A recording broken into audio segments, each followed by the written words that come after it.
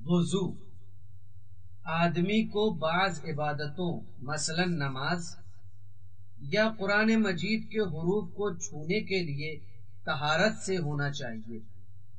البتہ طہارت کبھی وضو کے ذریعے حاصل ہوتی ہے اور بعض اوقات غسل کی بھی ضرورت ہوتی ہے اور بعض خاص حالات میں تیمم کافی ہوتا ہے۔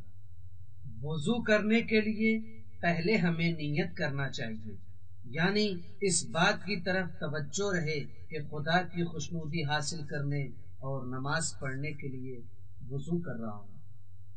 اس کے بعد اس پانی سے جس کے لیے لازمی شرائط ذکر ہوئے ہیں پورے چہرے کو دھوئیں، اس کے بعد داہنے ہاتھ کو دھوئیں، پھر بائیں ہاتھ کو دھوئیں اور ہاتھ میں باقی رہ جانے والی تری سے سر کے ایک حصے کا مسح کریں۔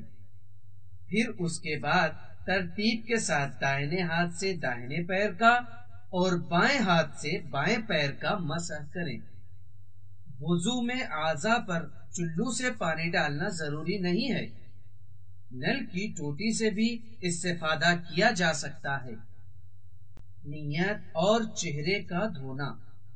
وضو کرنے کے لیے پہلے ہم نیت کرتے ہیں اور یہ ارادہ کہ خدا بند عالم کی خوشنودی حاصل کرنے اور طہارت و پاکیزگی حاصل کرنے کے لیے وضو کر رہا ہوں کافی ہے، اور نیت کا زبان سے دہرانا ضروری نہیں ہے۔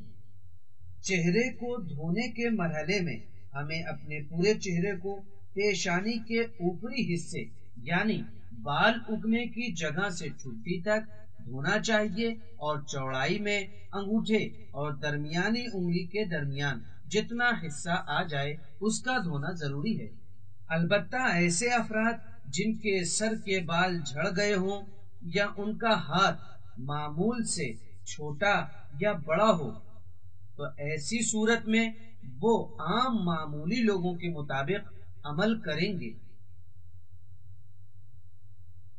دوسرا نقطہ یہ ہے کہ جن لوگوں کی داڑھی گھنی ہو وہ صرف ظاہری بال کو دھو لیں کافی ہے، ان کے لیے چہرے کی کھال تک پانی کا پہنچانا ضروری نہیں ہے۔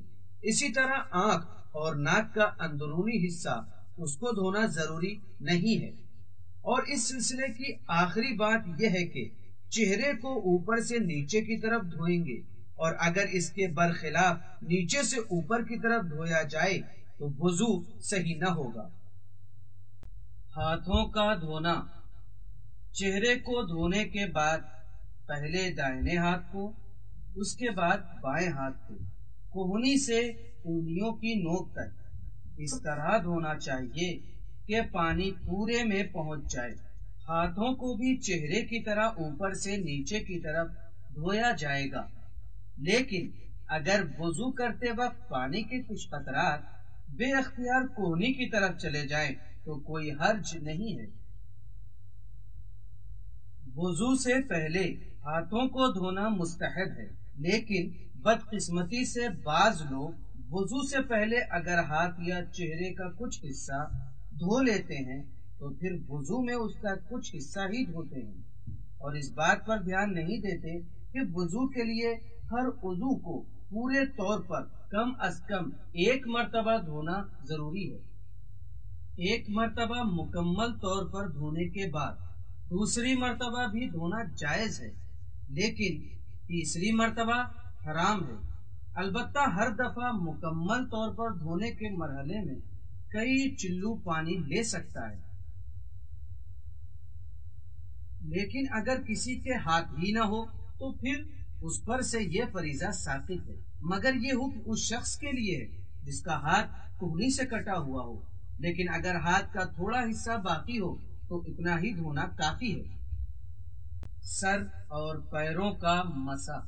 بائیں ہاتھ کو دھونے کے بعد ہاتھ میں باقی تری کے ذریعے سر کے اگلے ایک حصے کا مسح کرتے ہیں۔ مسح میں پانی کا سر کی کھال تک پہنچانا ضروری نہیں ہے، سر کے اوپر مسح کرنا کافی ہے۔ لیکن اگر بال زیادہ بڑے ہوں یا چکنائی یا رنگ کی وجہ سے پانی نہ پہنچے تو پھر بالوں کی جڑ یا سر کی کھال پر مسح کیا جائے گا۔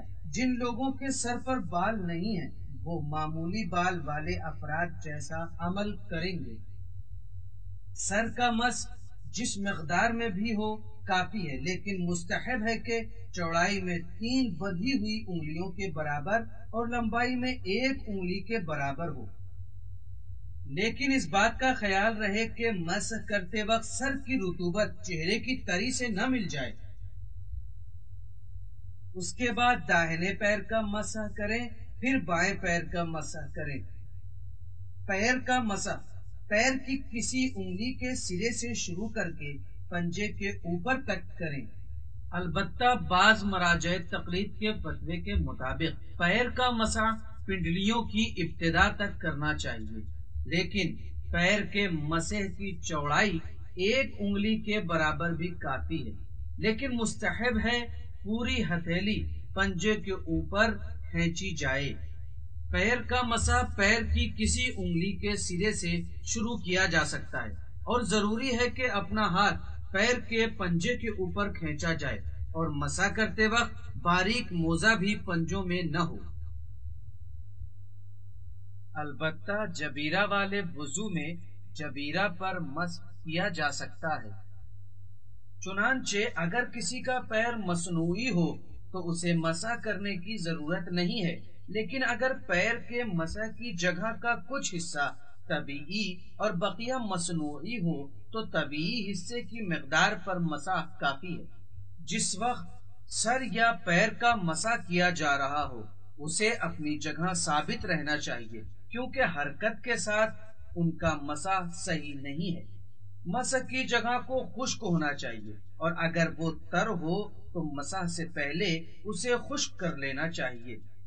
مسح کرنے سے پہلے اگر ہاتھ کی تری خشک ہو جائے تو وضو کے پانی کے علاوہ دوسرے پانی سے اسے تر نہیں کیا جا سکتا، بلکہ وضو کے اعضاء کی تری سے استفادہ کیا جائے گا۔